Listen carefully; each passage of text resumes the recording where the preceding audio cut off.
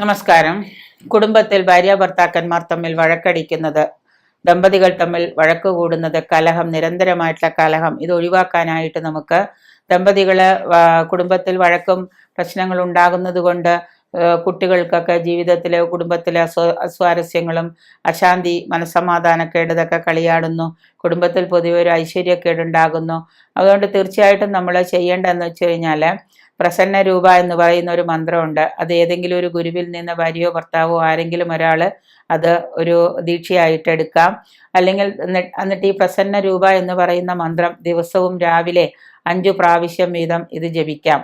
പിന്നെ ഈ മന്ത്രങ്ങൾ ജപിക്കുന്ന സമയത്ത്, ഇത് ഉപാസിക്കുന്ന സമയത്ത് നമ്മൾ നിത്യവ്രതം, അതായത് മത്സ്യമാംസാദികളൊക്കെ ഉപേക്ഷിച്ച്, പുകവലി, മദ്യം, അതുപോലെ തന്നെയുള്ള മത്സ്യമാംസാദികളൊക്കെ ഉപേക്ഷിച്ച് നിത്യബ്രഹ്മചര്യം പോലെ വേണം നമ്മൾ ഈ മന്ത്രത്തെ ഉപാസിക്കാനായിട്ട്. അതുപോലെ തന്നെ രാവിലെയാണ് നമ്മൾ ഈ മന്ത്രം ജപിക്കുന്നത് എന്നുള്ളതുകൊണ്ട്, പ്രസന്ന രൂപ ജപിക്കുന്നത് എന്നുള്ളതുകൊണ്ട് വെളുത്ത വസ്ത്രം ധരിച്ചിട്ട് കിഴക്കോട്ട് തിരിഞ്ഞിരുന്നായിരിക്കണം നമ്മൾ രാവിലെ ചെയ്യേണ്ടത്.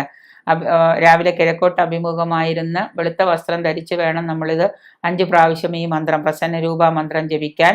ഇത് വെറുതെ നമ്മൾ ബുക്കുകളിൽ നിന്നോ മറ്റോ എഴുതിയെടുക്കാതെ, പ്രസന്ന രൂപ മന്ത്രം ഒരു ഗുരുവിൽ നിന്ന് ദീക്ഷയായിട്ട്, ദക്ഷിണ കൊടുത്ത ദീക്ഷയായിട്ട് നമ്മൾ ആ മന്ത്രം ഏറ്റുപറഞ്ഞ് അത് ജപിക്കുന്നത്, അല്ലെങ്കിൽ അത് പാരായണം ചെയ്യുന്നത്, അല്ലെങ്കിൽ നിത്യവും അത് ഉപാസിക്കുന്നത് ഏറ്റവും ഫലപ്രദമാണ്. ഭാര്യാഭർത്താക്കന്മാർ തമ്മിലുള്ള കലഹവും ലഹളയൊക്കെ മാറാനും കുടുംബത്തിൽ ശാന്തിയും സമാധാനവും ഒക്കെ കൈവരിക്കാനായിട്ട്.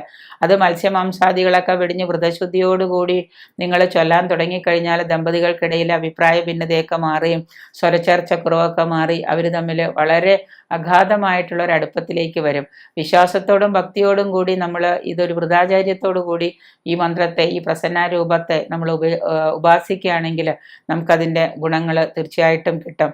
അതുപോലെ തന്നെ ഓം നമോ ഭഗവതേ രാമായ രാമചന്ദ്രായ സൗമ്യായ ശ്രീം നാരായണായ സീതായുക്തായ ലക്ഷ്മണ സേവിതായ ശ്രീ സൗഭാഗ്യ രൂപാത്മനെ ഹനുമത് സേവിതായ സത്യായ നമ എന്ന മന്ത്രം, ഈ പറയുന്ന ശ്ലോകം, ഇത് 108 വീതം 24 ദിവസം അടുപ്പിച്ച് നിങ്ങൾ വ്രതം നോറ്റുകൊണ്ട് മത്സ്യമാംസാദിയൊക്കെ ഉപേക്ഷിച്ചിട്ട് 21 ദിവസം അടുപ്പിച്ച് 108 ഒരു നിങ്ങൾ ജപിച്ചാലും നിങ്ങളുടെ കുടുംബത്തിലെ വഴക്കുകളൊക്കെ മാറുകയും പരസ്പരം ഭാര്യാഭർത്താക്കന്മാർ തമ്മിൽ വളരെ സ്നേഹത്തോടു കൂടിയും വളരെ ഐക്യത്തോടു കൂടിയും പെരുമാറുകയൊക്കെ ചെയ്യും.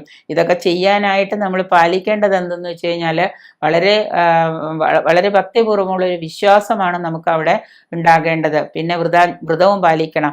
ഇന്നത്തെ കാലത്ത് വ്രതം പാലിക്കൽ വളരെ ബുദ്ധിമുട്ടാണ്.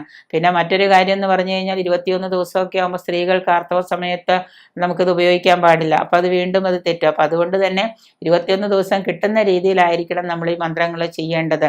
അതൊരു ഗുരുവിൽ നിന്ന് ദീക്ഷയായിട്ടെടുത്ത് ഇതിനെയെല്ലാം, ഈ ശ്ലോകത്തെയും മന്ത്രത്തെയും പ്രസന്നാരൂപ മന്ത്രത്തെയൊക്കെ ഉപാസിക്കുന്നത് കൊണ്ട് നമുക്ക് കുടുംബത്തിലുള്ള കലഹങ്ങൾ, ഭാര്യയും ഭർത്താവും തമ്മിലുള്ള അമിതമായിട്ടുള്ള വഴക്കുകളൊക്കെ മാറി കുടുംബത്തിൽ ശാന്തിയും സമാധാനവും കൈവരിക്കാൻ അത്യുത്തമമായിട്ടുള്ള മന്ത്രം തന്നെയാണ് പ്രസന്ന രൂപ മന്ത്രം.